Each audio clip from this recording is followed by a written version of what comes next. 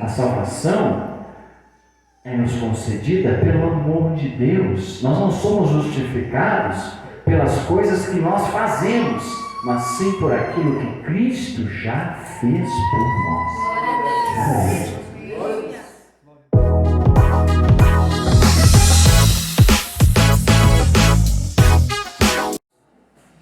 Neste trecho da palavra de Deus, nós temos aqui a verdadeira essência da vida cristã.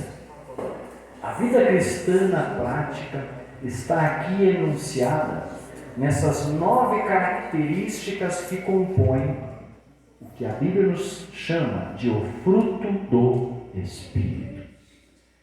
Se tem algo que nós precisamos demonstrar para quem não conhece a Deus, ao Evangelho, a Jesus Cristo e a nossa fé, é expressar através das nossas vidas as características do fruto do Espírito.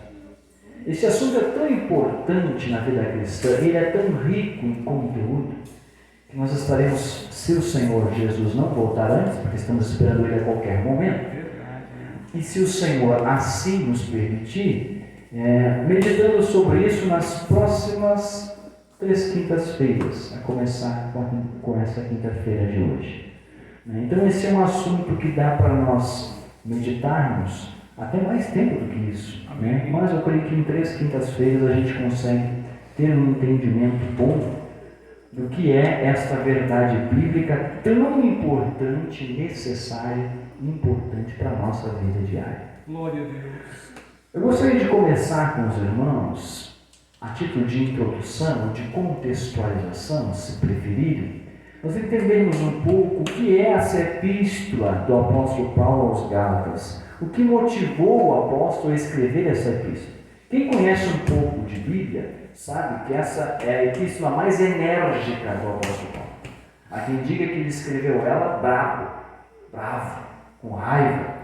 Tal é a energia que ele impõe no escrito para esta igreja aos Gálatas. Mas o que motivava o apóstolo se comportar desta maneira ao escrever? Quem é o apóstolo Paulo que escreve esta epístola aos Gálatas? Em primeiro lugar, o apóstolo Paulo é o mesmo apóstolo Paulo da Bíblia, mas ainda não era o apóstolo que tinha a reputação do seu final do ministério. Hoje nós o conhecemos como alguém que impactou o mundo conhecido de então. Alguém que testificava desde o mais simples até o imperador de Roma. Alguém que visitou o mundo conhecido e onde ele passava, ele alvoroçava o mundo. Ele é autor de 13 epístolas. Depois do Senhor Jesus Cristo, ele é sem dúvida a pessoa mais influente do Novo Testamento. Mas o apóstolo que escreve aqui está recém no início do ministério. Ele acabou de completar a sua primeira viagem missionária, capítulos 13 e 14 do livro de Atos. O apóstolo Paulo, que escreve essa epístola, ele desenvolveu o seu ministério pelo chamado do Senhor sob a sombra de um apóstolo mais experiente, Barnabé. Se você lê o capítulo 13, 14 e os anteriores de Atos, vai ver que Barnabé está sempre aparecendo primeiro. Depois vem o apóstolo Paulo, porque ele era o apóstolo de referência. Se fosse aqui na liderança, o pastor Leir seria o Barnabé. Ele é o líder da congregação aqui. O apóstolo Paulo estava sob a sombra do ministério de Barnabé. Porém, nessa primeira viagem missionária, onde ele sai de Antioquia, da Síria, e vai até Antioquia, da Psídia, e depois vem retornando pela província da Galácia, Icônio, Derbe, Listra, várias cidades vão na rota do apóstolo Paulo. O Senhor abençoou de tal forma este apóstolo que ele se destacou ainda mais do que o apóstolo que estava na liderança. De forma que a partir daí é dito e Paulo e Barnabé. Veja que a ordem se inverteu. O apóstolo Paulo passa a ser o líder da missão, da pregação do Evangelho.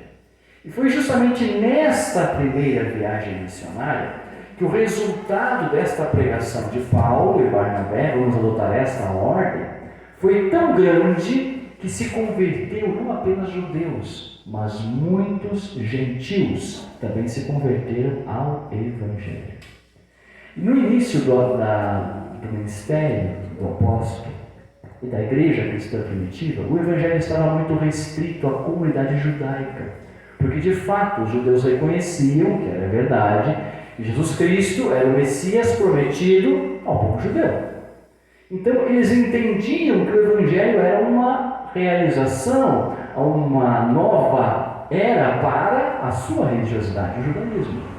E eles não compreendiam a grandeza que o cristianismo representava como uma fé universal, que era para abranger todas as nações do mundo. Eles ainda não entendiam a profundidade da revelação de Deus a Abraão, quando disse: em ti serão benditas todas as famílias da terra.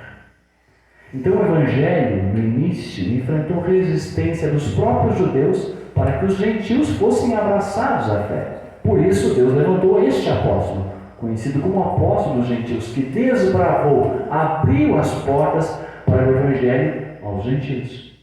E nesta missão, em que grande parte dos convertidos eram gentios, não eram pessoas de nacionalidade judaica, os judeus começaram a ficar ressentidos porque a igreja estava crescendo, se multiplicando e perdendo as suas características judaicas. A igreja estava ficando mais gentia do que judaica. Então, onde o apóstolo Paulo passava, ele estabelecia líderes, presbíteros da igreja e ia em frente, abrindo outras igrejas, outras congregações, e mais gente afluía, e mais gente se convertia ao Evangelho, que é o poder de Deus para a salvação de todo aquele que crê. Glória a Deus. Primeiro do judeu, mas também do gentio, também do grego. Glória a Deus. E quando isso começou a acontecer, um certo grupo de judeus, que nós somos hoje judaizantes, resolveram completar, entre aspas, o trabalho do apóstolo Paulo. Então, onde o apóstolo Paulo ia, aquela turma ia atrás para trazer uma instrução mais profunda para os irmãos.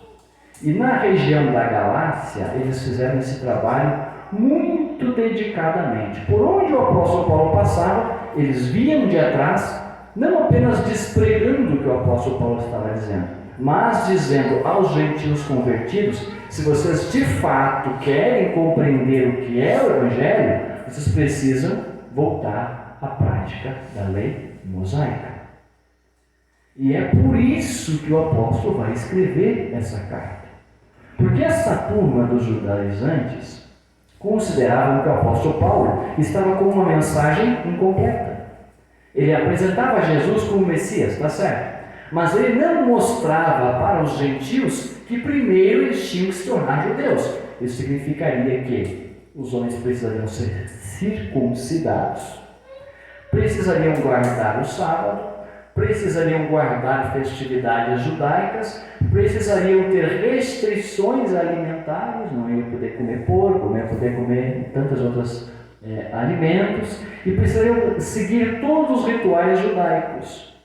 Como uma parte da igreja da Galácia, os irmãos daquelas cidades, aceitou aquela pregação e disseram: realmente, o apóstolo Paulo não nos falou sobre isso, mas eles estavam com tanta vontade de aprender mais do Senhor, que aquela mensagem lhes pareceu algo aceitável. E uma vez que estava baseado na Bíblia, na palavra revelada de Deus, eles entenderam como certo e passaram a aceitar inclusive a circuncisão. Uma outra parte da igreja disse: não, o apóstolo Paulo, que nos levou para Jesus, não ensinou assim. Ele disse que Jesus, ele nos trouxe a salvação e que ele nos basta. Nós não vamos nos submeter a esse legalismo que vocês querem nos impor, porque isso é cultura de vocês, e nós somos gregos, não somos judeus. E esta parte da igreja, então, começou a tender, com o objetivo, bom até então, de confrontar aquele esforço legalista, passou a tender para o outro extremo. E aí é um outro perigo, que é o perigo do antinomismo. Então, uma parte da igreja dizia: não, a gente tem que se submeter às leis judaicas, às leis mosaicas. E a outra parte da igreja dizia: não, a gente não precisa disso, eu posso fazer o que eu quiser, porque o que importa é o coração, e está vindo para o outro extremo. Por isso o apóstolo escreveu essa carta para resolver este problema E como é que ele resolve este problema? Ele não vai ceder aos judaizantes e dizer que agora a gente tem que estabelecer um código de regras mínimo, mas precisamos reestabelecer um código de regras. Mas ele também não vai ceder à vertente antinomista, anti-lei, anti-regra, que quer liberalizar tudo. Ele precisa encontrar na sua carta um ponto de equilíbrio que seja saudável e que mostre para aquele povo qual é a verdadeira vida cristã. E como é que é o ponto que ele encontra? Ele encontra o resumo da epístola, é justamente o versículo 16 do capítulo 5. Ele diz: digo, porém, andai em espírito, e não cumprireis a concupiscência da carne. Este versículo é o cerne, é o coração desta epístola. Por que o apóstolo precisava trazer esta mensagem, irmãos? A situação estava feia na região da Galácia. A disputa entre essas duas correntes na igreja estava de tal forma agressiva mesmo, tá? Que os irmãos já estavam chegando à beira das vias de fato, para provar quem tinha razão. Acontece isso? Acontece, às vezes por aí acontece. E aconteceu na igreja da Galácia. Olha o que diz a Bíblia no versículo 15 do capítulo 5 que nós lemos. A nova tradução na linguagem de hoje diz assim, ó: mas se vocês agem como animais selvagens, ferindo e prejudicando uns aos outros, então cuidado para não acabarem se matando. Olha como estava forte a situação aí. O conflito estava forte. Era preciso uma ação enérgica. Era preciso uma ação pontual para resolver o problema e ainda assim direcionar aquela igreja a compreender qual seja a boa, agradável e perfeita vontade de Deus. É isso que o apóstolo Paulo vai fazer na carta. Por convicção, ele sabe que a mensagem que vai resolver isso é justamente a obra do Espírito Santo em nós. Ele vai reafirmar, sim, com todas as letras, que a salvação ela é concedida a nós pela graça de Jesus Cristo. A salvação é nos concedida pelo amor de Deus. Nós não somos justificados pelas coisas que nós fazemos, mas sim por aquilo que Cristo já fez por nós. Quando nós confiamos em Jesus como nosso único e suficiente Salvador, aquilo que é verdade nele passa a ser verdadeiro em nós. Aquilo que ele realizou por nós passa a agir em nossas vidas e uma transformação espontânea e natural começa a sair de dentro para fora e domina todo o nosso ser. Amém, Jesus. A vida, a morte, a ressurreição de Jesus Cristo são miraculosamente conferidas a nós. Sim, nós somos, o apóstolo diz isso na carta, somos crucificados com Cristo. Estou morto para o mundo, para as obras das trevas, para as obras da carne e do pecado. Eu estou crucificado com Cristo. E quando estou crucificado com Cristo, quem ressuscita não sou eu, mas é Cristo. É Ele que agora vive em mim. Então essa é a transformação que a obra de Cristo realiza em nossas vidas. O que o apóstolo chega à conclusão é que aquela igreja, por estarem titubeando entre duas vertentes opostas, mas ambas equivocadas, ainda não experimentaram em toda a profundidade a obra da graça, a obra do Evangelho. Porque se tivessem experimentado de fato a obra de Cristo, compreenderiam qual era a vontade de Deus. Uma vez que você permita que o Senhor entre no seu coração e faça a morada, e você sai do trono da sua vida e deixa que Cristo sente no trono e a domine e a controle, todas as coisas na sua vida vão para o bem, não apenas para satisfazer as suas necessidades, mas para satisfazer a vontade de Deus para a sua vida. Então Ele passa a ser o Senhor de nossas vidas.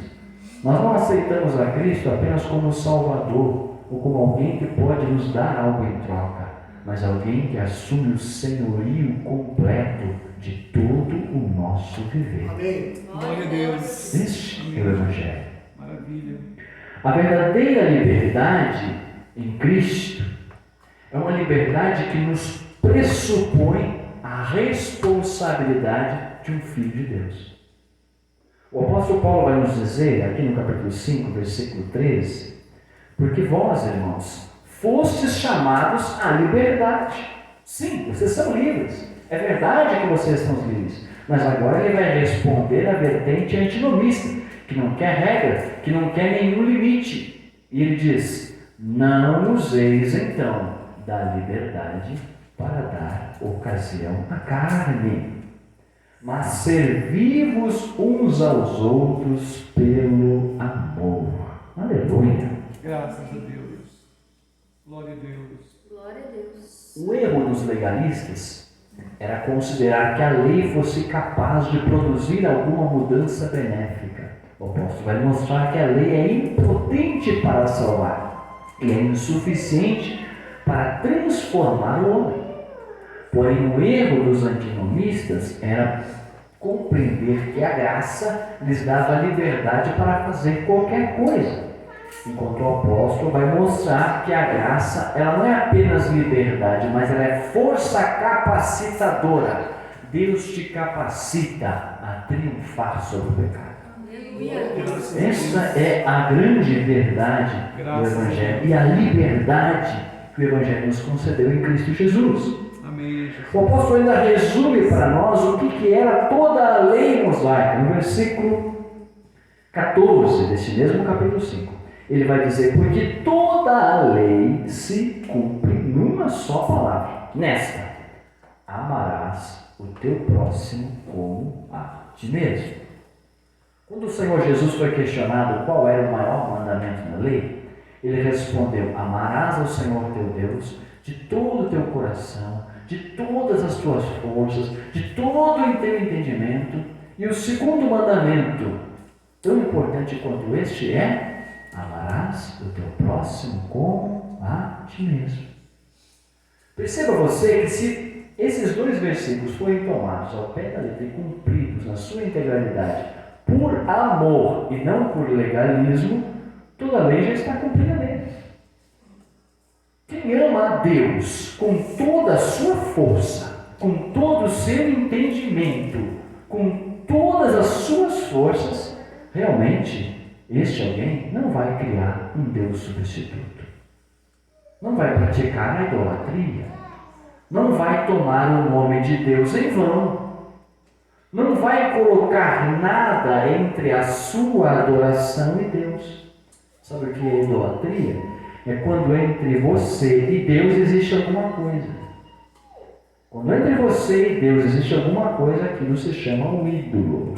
Ainda que seja a imagem de Jesus, a imagem da Caravaggio, é um ídolo, é idolatria.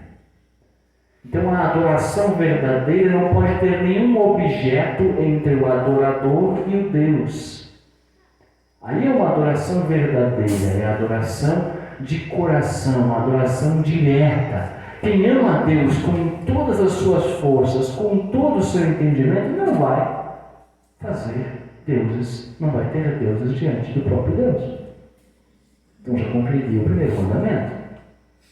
Quem ama o seu próximo como ama a si mesmo, com a mesma intensidade e verdade que ama a si mesmo, vai cuidar do seu próximo de uma forma honrosa. Vai respeitar o seu próximo, vai amar o seu próximo. E aí a gente vai vendo que paulatinamente todos os outros mandamentos vão sendo cumpridos. Observe.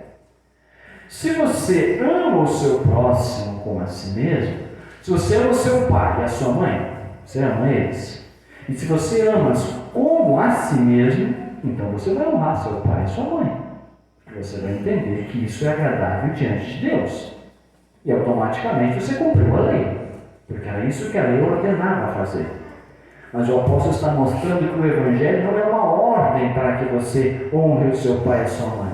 O Evangelho te ordena que você o ame. E ao amá-lo de verdade, como ama a si mesmo, você vai entender por que deve honrar, por que deve respeitar. Observe um outro mandamento. Se você ama o seu próximo como a si mesmo, você vai respeitar a vida do seu próximo. Você não vai matá-lo, você ama ele. Não vamos tratar de casos desses amores doentios e passionais, né, Michelle, nossa psicóloga, né, que tem uns amores doentios que não condiz com o conceito bíblico de amor, o meliante vai lá e mata a mulher e diz: eu matei porque amava. Não, se não se amava, não mataria. Aquele que ama, não matarás. Cumpriu a lei. Podemos ir à frente. Se você ama o seu próximo como a si mesmo, se eu amo o pastor Leir, eu vou respeitar tudo que é dele, porque eu amo ele. Então eu não vou cobiçar o patrimônio dele, a conta bancária dele, não vou cobiçar nada que seja do teu próximo. Nem a mulher do teu próximo você vai cobiçar, porque você ama ele como a ti mesmo.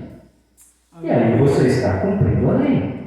Você vai respeitar a propriedade do seu próximo, respeitar o patrimônio do seu próximo. Não por ordem, não por imposição, mas por amor. Você ama ele. Você não quer causar mal a ele. Além disso, você vai respeitar a sua honra. Você não vai apresentar um falso testemunho. Meu irmão advogado, não vai testemunhar lá diante do nosso irmão lá falsamente, se você ama o seu próximo. Como você vai fazer isso? Você não vai desrespeitar o patrimônio do seu próximo. Não furtarás. Você ama ele e você cumpre a lei. Por isso que o apóstolo diz, resumo da Epístola, Gálatas 5,16: digo, porém, andai em espírito e não cumprireis a concupiscência da carne. Quem andar no Espírito cumprirá automaticamente todas essas coisas, fazendo dessa forma um ponto de equilíbrio entre as duas vertentes e, ao mesmo tempo, com esta verdade, o apóstolo os aproxima e faz eles amarem uns aos outros. Essa é a chave hermenêutica para nós entendermos o que ele está dizendo. Agora, mais alguns detalhes para nós esclarecermos aqui. Quando ele diz: andai em espírito e não cumprireis a concupiscência da carne, é importante nós detalharmos o que é essa carne que ele está falando. No idioma grego existem duas palavras, pelo menos, para carne. Existe a soma, que é quando se refere a corpo, esse corpo biológico, e sarx, que é a natureza decaída. O termo que ele usa aqui é sarx, natureza decaída. Então o apóstolo não está falando que você, se andar em espírito, você não vai cumprir os desejos do corpo. Ele não está falando, como muitos interpretam equivocadamente, que se você servir a Deus é incompatível com cuidar bem do corpo ou satisfazer os desejos naturais. Essas são coisas incompatíveis. Não é isso que ele está falando. O que ele está se referindo é não cumprir os desejos da nossa tendência pecaminosa. Esse é o sentido de carne. Porque o pecado, meus irmãos, vamos entrar um pouquinho na martiologia, mas o pecado, ele corrompeu tudo que era natural e bom em nós. O problema dos desejos da carne, no sentido de sarx, natureza caída, não é o problema do desejo natural do ser humano, mas sim desse desejo já corrompido pelo pecado. Você quer ver? Olha só, é só a gente olhar para as obras da carne e as obras do Espírito que ele relaciona aqui. O pecado original, essa natureza pecaminosa que nós herdamos de nosso pai Adão depois de ter caído, não é algo que vem no sangue, não é uma natureza. Então quer dizer que eu já nasci pecador, né? Você nasceu com uma tendência ao pecado. Você não vai ser condenado pelo pecado de Adão, tá? É bom que fique claro isso. Às vezes até quando se fala de pecado original, muitos dizem: Adão pecou e agora condenou a humanidade inteira, herdamos a culpa de Adão. Não, você não vai ser condenado pela culpa de Adão. Você vai ser condenado, se for, pela culpa dos seus próprios pecados. Por isso você precisa aceitar Jesus e permitir que Ele realize a sua obra em sua vida. E precisa permitir que Ele transforme completamente a sua vida. Porque nós só pecamos, o homem peca porque ele tem essa tendência natural ao pecado. E quando ele se apropria voluntariamente dessa natureza, permite que o pecado, a concupiscência, gere em si o pecado. E o pecado concebido gera a morte. Então essa é a distinção entre os instintos e desejos naturais e a depravação que o ser humano se apropria voluntariamente. Deixa eu achar o versículo aqui, versículo 19. Porque as obras da carne são. Aqui ele vai começar a relacionar quais são essas obras que a nossa natureza pecaminosa produz. E ele está contrastando, dizendo que se nós andarmos em espírito, não cumpriremos os desejos da carne, desejos da natureza pecaminosa. Lembrando, o pecado perverteu aquilo que era natural em nós.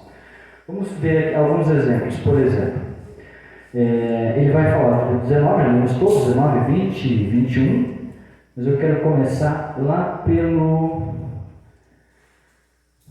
Deixa eu ver aqui, vamos começar pelo mais simples. Lá pelo final. Versículo 21. Ele fala: invejas, homicídios, bebedices, glutonarias e coisas semelhantes a essas. Glutonarias e bebedices, o que é? Glutonarias é comer demasiadamente, comer descontroladamente. Comer não é algo natural? Comer não é algo necessário para o ser humano? Comer não é algo bom, não é algo saudável? Comer sabores diferentes, apreciar sabores diferentes, é algo bom.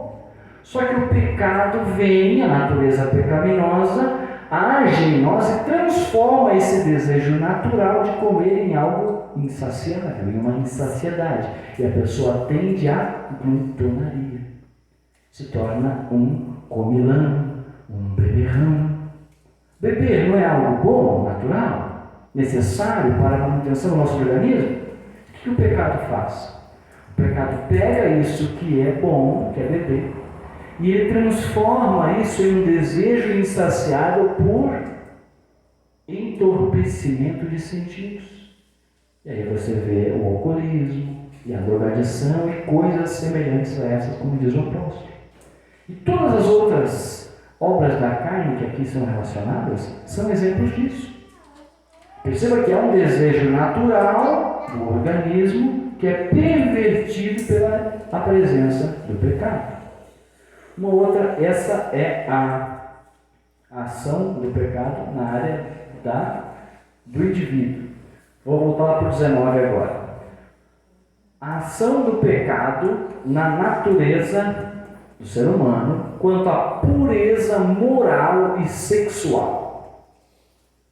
Quantos casados temos aqui? Levanta a mão assim. Boa parte da audiência é casada.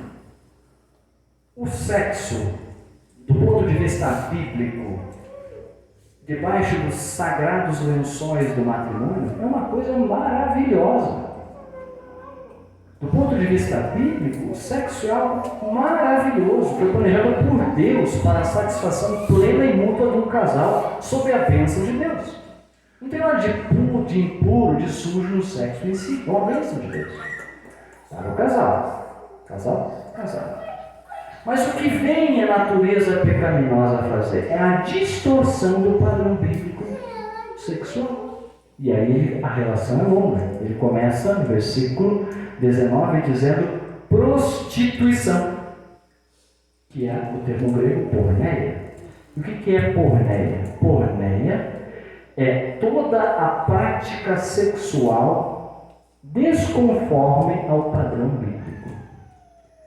Isso começa com o sexo pré-marital, o sexo fora do casamento, o adultério, que é o sexo entre uma pessoa casada com alguém de fora do seu relacionamento. É uma obra da carne.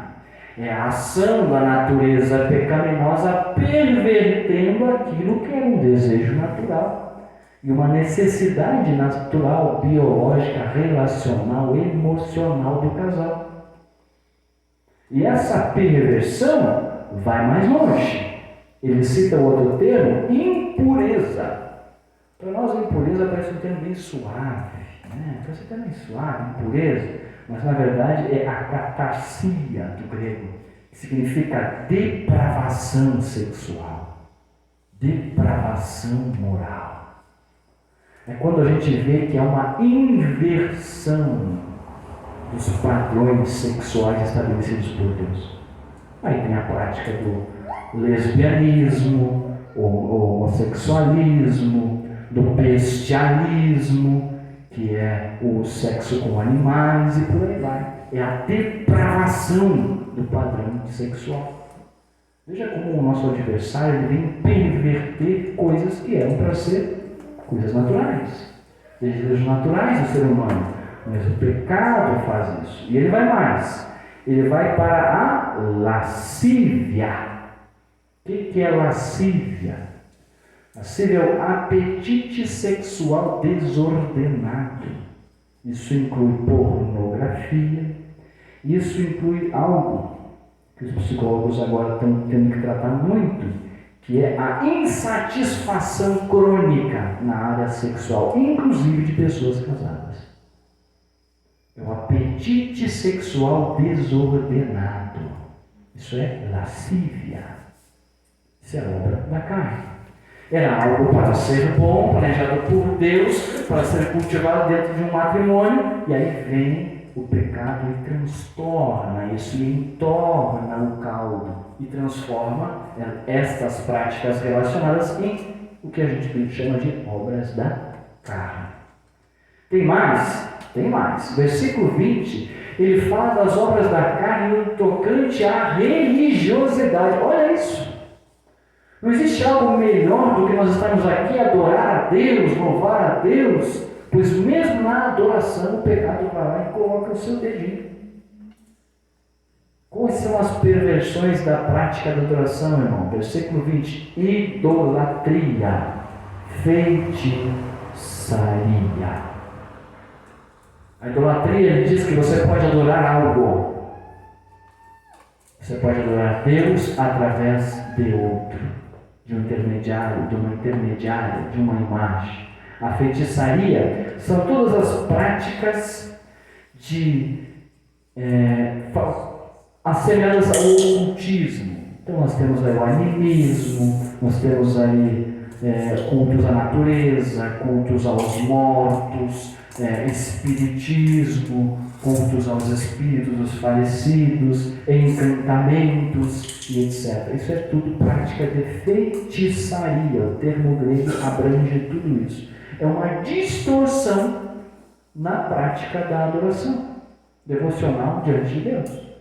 Veja que é algo perfeito. O que mais? Relacionamentos. Até os relacionamentos o pecado entra e transtorna. Tem coisa melhor do que uma comunhão?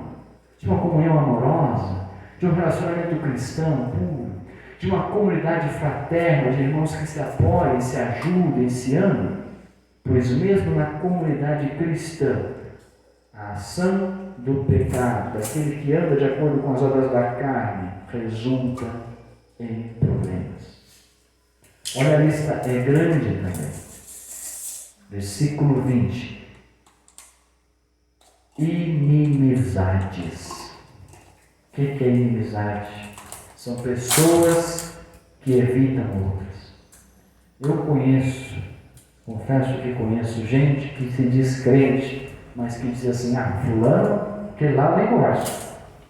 Aquele eu nem converso. quero nem saber. O que é isso? Inimizade. Ele está acalentando no seu coração com a inimizade contra um irmão da fé. Isso é obra da carne. Isso é desejo da carne, pervertido na área de relacionamentos. O que mais? Porfias. O que é porfia? É briga, disputa, concorrência. Pastor Leite está pastoreando aqui o São José, vamos botar uma congregação ali, vamos ganhar dele. Vamos botar mais gente. Porfia, disputa, é obra da carne. Isso é obra da carne. Emulações. O que é emulações, irmão? É inveja, ciúme. Isso também é obra da carne. Iras. O que é iras?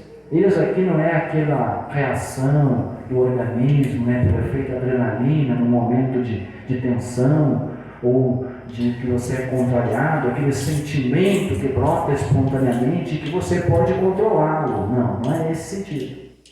Iras aqui é aquele destemperamento impulsivo. É o típico de pessoa que diz, não, meu braço não é convertido.